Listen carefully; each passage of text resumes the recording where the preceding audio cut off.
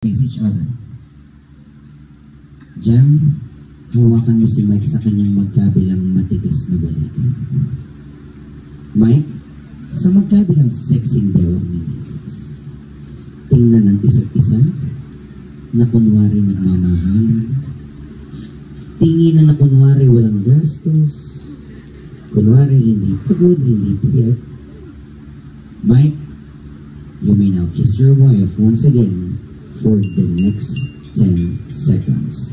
3, 2, 1, kiss. 10, 9, 8, 7, 6, 5, 4, 3. By the way, I would like to give thanks of course to Flores Garden for accommodating us since yesterday hanggang mamaya sa after party hanggang bukas. Maraming salamat, Flores Garden. To Madriaga, of course, for the food, for the setup, for serving our guests tonight. Maraming salamat sa ating boys and girls from Madriaga. Kap, maraming salamat. Sa ating photo and video team, boys, maraming salamat for capturing all the beautiful moment for our beautiful couple. Walang init ang nakapagpapigil sa inyo kanina para sa magandang shots para sa kanila. And of course, Miss 8, sa ating coordinating team, for assisting our beautiful couple simula. Ayan, nagbitaw ang lips ninyo. O, dahil ulit-ulit tayo sa 10. Kiss pa, isa pa, kiss lang naman. Ay, huwag mong punasan. Kiss lang. Okay. In 3, 2, 1, count with me. 10, 9, 8, 7, 6, 5, 4, 3, 2, and 1. Let's give a round of applause. Wow. Mike, pasensya ka na. Chatmate kami ni Mrs. Nag-chat po kasi siya sa akin. Sabi niya, Kuya Ray, pwede ba pag pinag-kiss mo kami sa harap, yung matagal, yung hanggat hindi lumilipat yung lipstick ko sa kanya, wag po kayong titigil. Achieve? Achieve! Achieve! Sige, this is for Jem and Mike. So, we've been siblings for 27 years. Would you believe it? Hindi kami OA, medyo nonchalant kaming siblings. But I remember we do fight a lot when we were young. Kasi 7 years yung gap namin.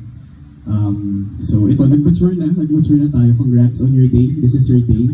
And basically, please, there are walang perfect na relationship and a lot of things might even happen pa on this chapter. Pero don't let that be the reason to give up. Ito na yun eh. This is the ultimate commitment, di ba? And walang na-resolve sa hindi maayos na communication. As a communicationist, always ensure that you address your issues, you face it, and you have your family, table number 2, from the Boya family, to always guide naman, di ba? We might have different sources of skills or strengths, di ba? Financial, career-wise, practical, jokes, whatever. You can always reach out to us. And ultimate advice to Jem, huwag kang maninipa pagtulog. Siguro may mga dogs naman kayo in between, no? Pero I think blessing na to really have kids, not just dogs. So, huwag na tayong mag-protection moving forward. Shoot na, pasok na. Sabi ko, sorry sa mga kids, pero I'm trying to, filter.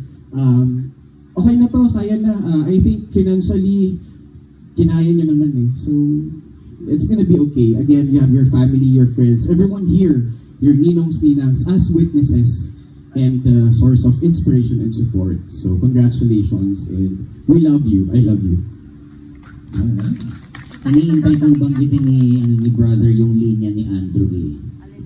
Tinutok ko, pinasok ko, and boy, Walang the please. Walang the bliss yan. Yun po ang ine-expect po ng mga magulang. So sabi ko nga, this is our way of welcoming them into this lovely life of married people. So I would like to request all of you still have your glasses with you. So juice, water, whatever you have there. Alright.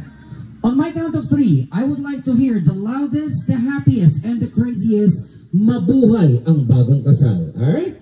Let's do this. 1, 2, 3. Mabuhay ang bagong kasal! Cheers!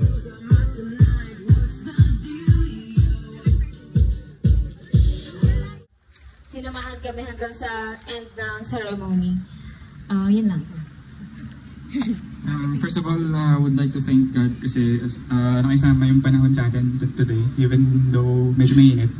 And I really appreciate you guys staying with us all throughout the ceremony hanggang ngayon. And sobrang thank you guys. Sobrang salamat talaga. Thank you po.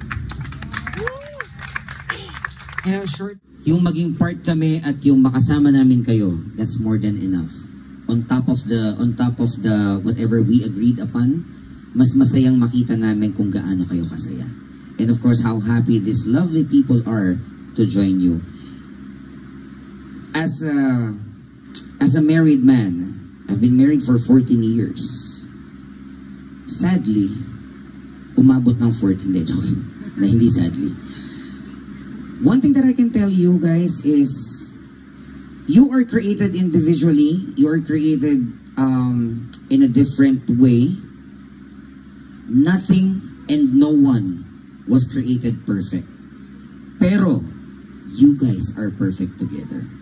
Your relationship will face a lot of struggles, ups and downs, kaliwat kanan ng problema. Pero wag na wag niyong pag-uusapan ang salitang hiwalayan. That will never be an option.